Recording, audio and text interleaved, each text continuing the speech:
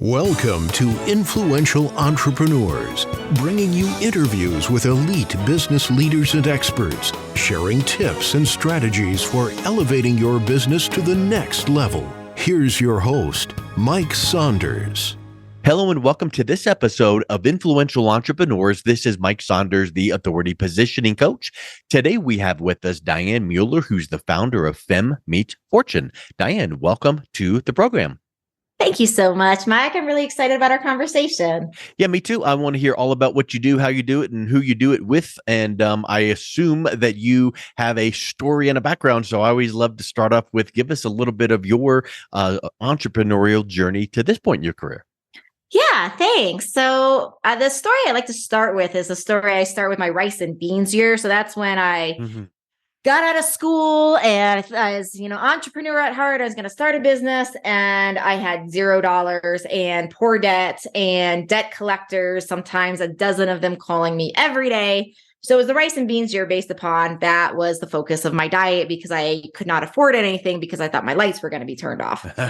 So that was kind of how I got started. And one of the smartest things I did in the beginning was, even though I had to do part-time jobs to get things up and going, what I was really careful about, it was I wasn't doing part-time jobs based upon just bringing in dollars so I could keep my lights on.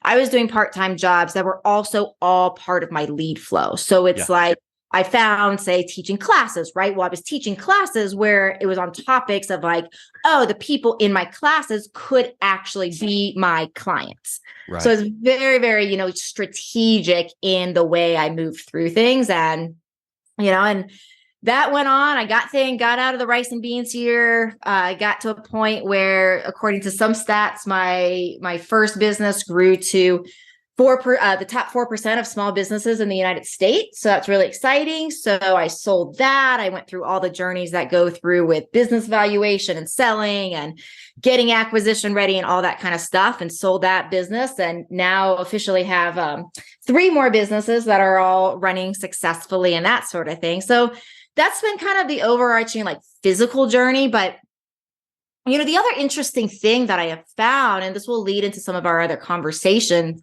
really comes down to the psychological journey, because I feel like part of being an entrepreneur really is yes, there's the physical things. Yes, there's the things that we need to know so people can find us, so we can make money, so we can do the things that we love in the world. But there's also that whole psychological component of things, of how the mind works when things get really hard, how the mind works when we get up and it's another day and there's not money coming into the bank account and it feels like you're working harder than all of your friends and making less money. So there was also a huge amount of psychological components beyond just the physical stuff that really got me out of the rice and beans. You bring up a huge point, and we could probably spend about 4 hours on that one, mindset point alone, because you need to begin with the end in mind, as we know from Stephen Covey, and kind of know where you're headed. So that kind of guides your steps. But then there's times that you have to do the stuff. You got to, roll up the sleeves and grind for a while, like in the rice and beans phase, right? So everyone's going to have that phase, but you got to make sure you're grinding the right way, in the right direction, or else you're just, chugging right along. And then you come up for air one day and go, ooh, I'm 4 miles out of the wrong direction. So yes, your mindset, once you've got your directions in the right way, now you start grinding. And then during that work period of a year, 2, 3 years, whatever that time frame is, because we know it's not overnight, what if and when there comes a hiccup, like a delay, because we know that it's not a hockey stick all the time, or rarely. So when you work with your clients, what is the first thing that you are preparing them on in having to polish up that mindset? Yeah, it's a great question. One of the things that I really like people to understand is when it comes to mindset, and when it comes to business, true, my personal belief in philosophy is really that as females and males actually approach business and do better when they approach business through their unique makeup. And, I can say this because I do have a background as a doctor. I've gone to naturopathic medical school. I have 2 doctorate degrees.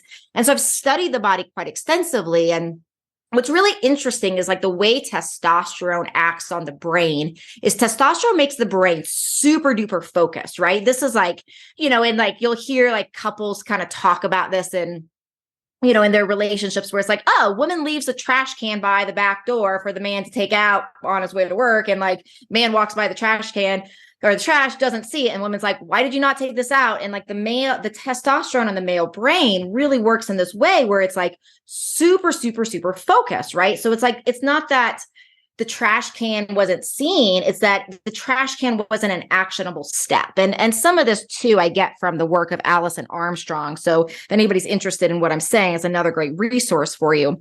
But the female brain works very, very differently. The female brain and the way that hormones actually play on the female brain is that the female brain has a lot more diffuse awareness. So the female brain is like, walks into a room and it's like sees that the trash needs to be emptied, sees that the pillows are messy on the couch, sees that the dishes are in the sink, and they all almost like talk to the female at the same time.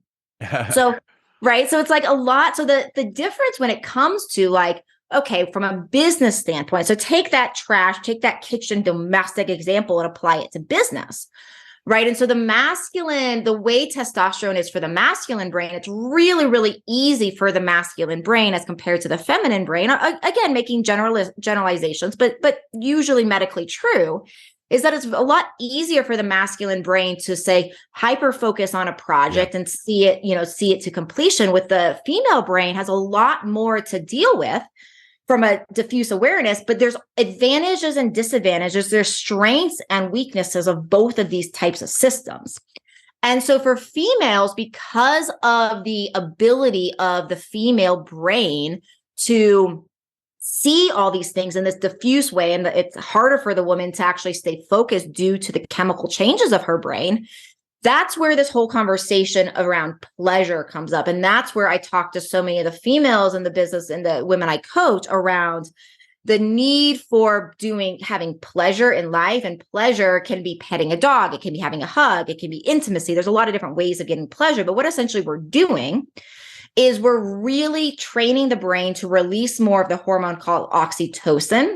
And what oxytocin is, it causes the cortisol in our brain, the stress hormones in the brain. It causes that to actually fall. So it actually brings the woman's brain more into focus. So there's a lot we can say around like, commitment and strategies and all those things, but I actually find that, and some of those strategies I think that we see in some of these books oftentimes work really, really well for the masculine brain, but for the feminine brain, it's like, but I can't even focus to do those things. Yeah. So a lot of what I talk about in the beginning is like, yeah, we want to make our 90-day plan, right? We want to have a plan. We want to have a strategy, all of that. We want to understand our numbers. All of these basic business techniques are important. But where is that like 90-day pleasure plan and how is that integrated into the life? Because what I see is when we focus on that, we actually raise the oxytocin, we lower the cortisol, and a woman's brain that is in this diffuse awareness all of a sudden comes to focus. And it's like taking that time for the pleasure allows for the woman to then get so much more focused on getting them in the right mindset and getting those day-to-day activities done. It makes me also wonder with that too, the binary dichotomy you just described, which is, maybe guys, they can see the big picture, but they're really better at or easier to focus on this one thing that's right in front of me, tunnel vision. And maybe the gals are like, okay, I see everything and everything's calling to me and I feel overwhelmed because I got to do all these things at once. And they're not able to allow themselves to focus on the first thing, then the second thing. And it's almost like, could it be as simple as gamification? Could it be as simple as, hey, when I get this first thing done, I'm going to go pet the dog or have that cup of tea so that you increase the pleasure and then you go check off the thing and then you get to the next one. But realizing that it's okay and that's normal to feel this way because it's like just how you're wired. Is that kind of part of how you are working with your clients to realize that? Yeah, I mean, the thing that I'm thinking about when you're talking about this with gamification, all that, I'm thinking about Atomic Habits and James Clear's work.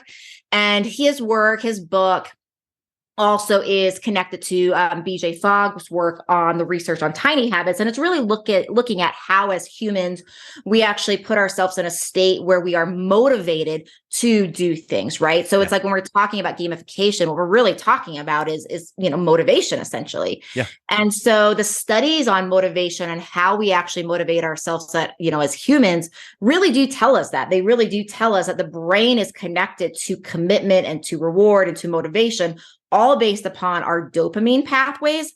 And that's that reward. And that's why some of the gamification, apps on our, phones and computer programs out there use, unicorns running across the screen or bells or whistles or chimes or whatever it is, because it really is, we're actually playing with that dopamine center. So in some ways it's similar, in some ways it's different. I mean, similar because when we like the motivation is related to that dopamine center for sure. And so that actually helps with that motivation. But the secondary component really is oxytocin. Oxytocin isn't as much connected to like the gamification and the motivation, that commitment, but they both do different things. So we need that dopamine, that reward to help with that motivation and that commitment.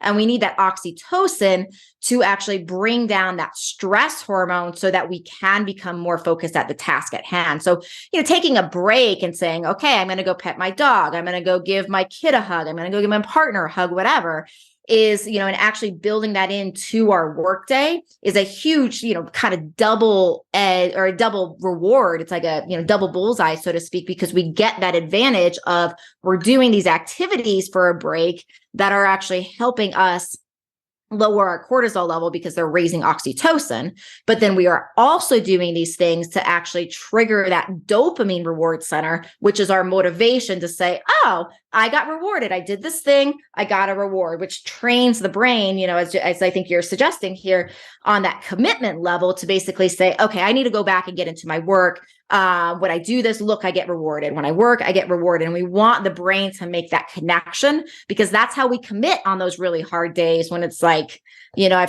I've had months where I've lost tens of thousands of dollars in 1 month, in business. It's like everybody, I think that's been in business long enough, has those times. So when you have those bad times, it's like looking at being able to stay calm, being able to figure out what's going on, analyze things appropriately, and then, strategically plan to get back on board. And having that dopamine reward center really helps during those hard times. Yeah, for sure. And also, when you were talking, it made me think of what about the concept of duplicating yourself through the, like having a VA. So what if you sat down, you're like, okay, here's all the things I need to do this week, today, and here's the ones that I must do, and here's the ones that I could load to someone else because they're admin type things. What is the benefit of kind of amplifying, getting that leverage? Yeah, I call that the doppelganger effect in my work. So it's basically like, okay, how do we all create that duplicate, of ourselves? And the strategy I usually work with people in that is sitting down and writing. And just like, I always tell people to do this in boxes because I think it's easier for the brain to see it. So just write a bunch of boxes on the page.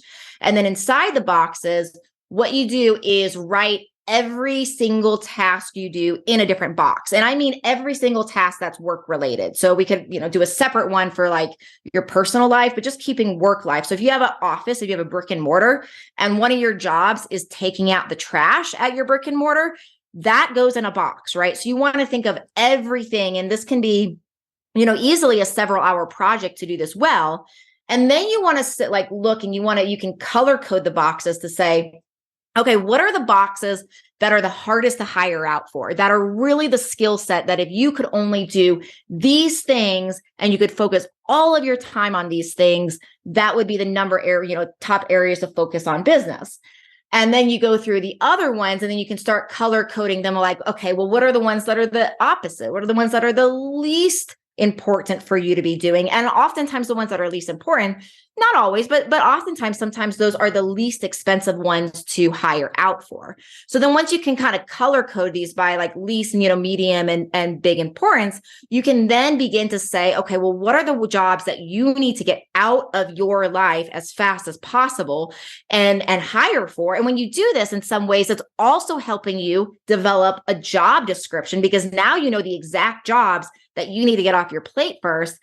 And sometimes it can be as simple as like, wow, if you can get these 3 jobs off of your plate, maybe that frees up, maybe it's just like 3 hours a week. But in the beginning, when we're juggling a bazillion balls, 3 hours can be a lot of time. And whether it's putting back into your business or actually being able to take a break to support your oxytocin and support your pleasure centers, which is going to help you work smarter, not harder, it frees up that time. So that's kind of the structure of how I help people, do that doppelganger effect. And of course, beyond there, then it's doing things that we know in business, like creating standard operating procedures. So there's like checklists and things that people need to do in order to, say, fulfill the job to your level or higher. But the initial step is really just like put everything in boxes and get really, really clear, because like people know they're doing a lot, but when they do this practice, I typically find that it's like this huge aha moment of like, wow, I didn't know I was doing that many things. The thing I want to bring up when you were talking about that, it really made me think about that 3 hour, opportunity, and it might be 4 hours, 2 hours, but that 3 hour time that you reclaim for yourself by creating the doppelganger effect. I feel like we're tempted, if we're business owners, to fill that 3 hours with more stuff and more stuff. But if you know how you're wired and you then come into that 3 hours and go, I'm going to take an hour of that and go create some pleasure for myself, like pet the dog, drink the tea, take a walk, whatever the case is for you. And then those other 2 hours I freed up, now I'm going to go and, use the highest and best use of my time to be reaching out to clients, prospects, strategic alliances, whatever the thing that'll move the needle good enough. Do you find that some people are tempted to just refill that 3 hours with the more work, and then all of a sudden it becomes this vicious cycle of, I'm now overwhelmed again? I find that majority of people end up in that vicious cycle. In fact, I think as humans, we are almost programmed to fall into these vicious, cycles. And that's where habits are really, that's why they're habits, right? Because habits are vicious cycles. And that's where I think another component of this, like, if you're finding yourself getting into those vicious cycles, really like a lot of people are motivated by, especially, business owners, a lot of people are motivated by data and success, right? So, there's ways of like, if you're finding yourself fall into these vicious cycles and you're like, gosh, I can't get out of this, and I really do feel better if I have this time. The way I have found to help people get out of this is through tracking. And what I would track in this is like, okay, so you have that 3 extra hours and you decide to fill it, and you decide to just like fly through your days and all of that. Like when you do that and you don't take a break, track things like, what is your actual progress? Are you actually getting more tasks done? Because oftentimes, even if we work more hours, when we don't do those pleasure activities, we're not as focused and we don't actually get more work done. Yep. And then track how you feel. If at the end of the day, like, this was a really interesting thing to consider. And I actually heard this first described by Alex Hermosi. He's you can find him on YouTube. He's a business owner, owns acquisition.com, and has a lot of great content out there. And the way he describes it is like, so many business owners will actually get to the point where they're working. And what are they working for? They're working for more free time and a better life to hang out with their, community, their family, their friends, these sorts of things. But they're doing it in a way where basically their lifestyle is set up because of the push. Their lifestyle is set up in a way they're actually getting less of those things and not more. Yeah. So, the other motivational standpoint is just to come back to really understanding what your why is.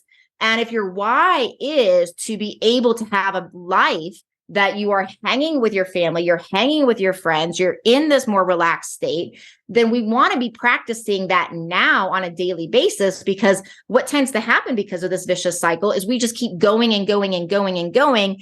And we can get to a point where we never actually reach that why on a personal level. Obviously, there's a why on a more, larger impact level, but on that personal level, we can get to the point where we get so busy, we actually are preventing ourselves from doing that thing. So coming back to like, what is our why? What is that motivation? What do we want our life to actually look like? Is a part of what I see to be kind of that motivational reminder to help people get out of that vicious cycle we're talking about. I love it. It just makes so much sense. And I think that when you're working with your clients and you can help them to clarify that for their lives personally and professionally, it just opens up Pandora's box of opportunity. So I really think that is so key. If if someone is listening to this thinking, how can you help me to, get unstuck or clarify or go to the next level? What's the best way they can learn more and then reach out and connect with you? Yeah, so definitely go to my website, femmeetsfortune.com. On that website, you will see that I do have a quiz. I call it the Clarity Quiz. The Clarity Quiz is really designed it's just a quick online quiz that you can take to get a sense of the top areas that you should probably put the most important part of your focus and time to, because of this whole balls in the air, vicious cycle, that sort of thing. So part of getting out of the vicious cycle really is also understanding what is truly the number one area you need to focus on in your work from a data perspective, right? Not from a guest perspective. So the Clarity Quiz helps bring some awareness to that. So you can find that on my Femme Meets Fortune website as well. Awesome. Well, Diane, thank you so much for coming on today. It was a real pleasure talking with you. You too, Mike. Thank you so much for doing this. I really appreciate you.